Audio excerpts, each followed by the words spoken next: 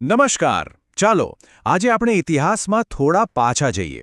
એક એવા સમયમાં જ્યારે પહેલીવાર આખો ભારતીય ઉપમહાદ્વીપ એક જ શાસન નીચે આવ્યો. જી હા, આપણે વાત કરવાના છીએ ભારતના પહેલા અને કદાચ સૌથી શક્તિશાળી સામ્રાજ્ય મૌર્ય વંશની. તો ચાલો આખી વાત એક સીધા સવાલથી શરૂ કરીએ. ક્યારે વિચાર આવ્યો છે કે ભારતનું પહેલું સૌથી મોટું સામ્રાજ્ય કયું હતું? મતલબ એ કોણ હતું જેણે પહેલીવાર આટલા મોટા દેશને એક તાંતણે બાંધ્યો? અને એનો જવાબ છે મૌર્ય સામ્રાજ્ય. તો બસ આજે આપણે આ જબરદસ્ત વંશની આખી કહાની સમજવાના છીએ. કેવી રીતે એની શરૂઆત થઈ, કોણ હતા એના મહાન રાજાઓ, અને સૌથી અગત્યનું એ આપણા માટે પાછળ શું છોડી ગયા. કોઈ પણ મોટી ઇમારતનો પાયો મજબૂત હોવો જોઈએ, બરાબર ને?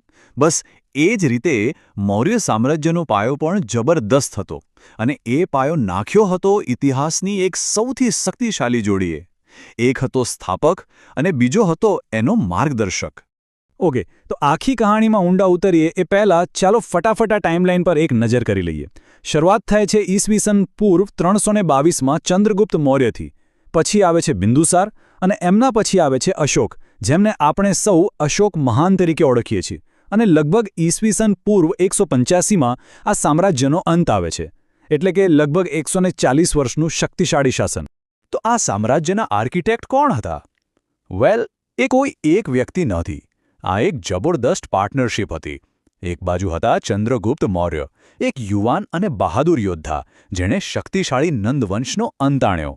અને બીજી બાજુ હતા એમના ગુરુ, એમના માર્ગદર્શક આચાર્ય ચાણક્ય. એમના વિશે તો શું કહેવું? એક માસ્ટર માઇન્ડ જેમણે અર્થશાસ્ત્ર જેવો ગ્રંથ લખ્યો. હવે આટલા મોટા સામ્રાજ્યનું કોઈ કેપિટલ તો હશે ને? તો એ હતું પાટલીપુત્ર, જેને આજે આપણે પટના તરીકે ઓળખીએ છીએ. અને એ સમયે પાટલીપુત્ર ખાલી રાજધાની નહોતી, એ તો આખા સામ્રાજ્યનું ધબકતું હૃદય હતું, જ્યાંથી રાજકારણ, વેપાર બધું જ ચાલતું. ઓકે, તો હવે વાત કરીએ આ વંશના સૌથી, અને મારો મતલબ છે સૌથી ફેમસ રાજાની. એક એવું નામ જે ઇતિહાસમાં અમર થઈ ગયું. એમની કહાણી ખાલી જીતની નથી, પણ એક એવા મોટા બદલાવની છે જેણે આખા સામ્રાજ્યની દિશા જ બદલી નાખી. આપણે વાત કરી રહ્યા છીએ સમ્રાટ અશોકની. તો બિંદુસાર પછી રાજગાદી પર આવ્યા એમના દીકરા અશોક. હવે શરૂઆતના દિવસોમાં અશોક ચંડઅશોક એટલે કે એકદમ ક્રૂર શાસક તરીકે જાણીતા હતા. એમનો એક જ ધ્યેય હતો સામ્રાજ્યનો વિસ્તાર. પણ કહેવાય છે ને કે નિયતિએ એમના માટે કંઈક અલગ જ પ્લાન બનાવ્યો હતો. અને એ પ્લાનનો ટર્નિંગ પોઈન્ટ હતો એક યુદ્ધ, કલિંગનું યુદ્ધ. આ કોઈ સામાન્ય લડાઈ નહોતી. એ એટલી ભયાનક હતી, એટલો બધો રક્તપાત થયો હતો કે યુદ્ધભૂમિ પર લાશોના ઢગલા જોઈને સમ્રાટ અશોક અંદરથી હચમચી ગયા. એમનું હૃદય પરિવર્તન થઈ ગયું. બસ એ જ ક્ષણ હતી જેણે બધું બદલી નાખ્યું. એ યુદ્ધ પછી અશોકે તલવાર હંમેશા માટે નીચે મૂકી દીધી. એમણે હિંસાનો રસ્તો છોડીને અહિંસા અને બૌદ્ધ ધર્મ અપનાવ્યો. જે સમ્રાટ દુનિયા જીતવા નીકળ્યો હતો, એ હવે લોકોના દિલ જીતવા નીકળ્યો. શું જબરદસ્ત પરિવર્તન હતું! અને આ બદલાવમાંથી જન્મ થયો અશોકની ધમ્મ નીતિનો. હવે આ ધમ્મ એટલે શું? એ કોઈ નવો ધર્મ નહોતો, પણ સાચી રીતે જીવવાની એક રીત હતી. એક એવી વિચારધારા કે શાસન તલવારના જોરે નહીં, પણ પ્રેમ, નૈતિકતા અને એકબીજા પ્રત્યેની જવાબદારીથી ચાલવું જોઈએ. અને આ જ વિચાર એમના શાસનનો નવો આધાર બન્યો. પણ સવાલ એ છે કે આટલા મોટા સામ્રાજ્યમાં એમણે આ સંદેશ લોકો સુધી પહોંચાડ્યો કેવી રીતે? વેલ, એમણે એને પથ્થર પર કોતરાવી દીધો. ઠેર ઠેર મોટા પથ્થરો અને સ્તંભો પર પોતાના સિદ્ધાંતો લખાવ્યા. અને એ પણ સામાન્ય લોકોની ભાષા, પ્રાકૃતમાં, જેથી દરેક જણ એને વાંચી શકે, સમજી શકે. આ શિલાલેખો આજે પણ આપણને જોવા મળે છે. કોઈ પણ સામ્રાજ્ય હંમેશા માટે નથી રહેતું, અને મૌર્ય સામ્રાજ્ય સાથે પણ એવું જ થયું.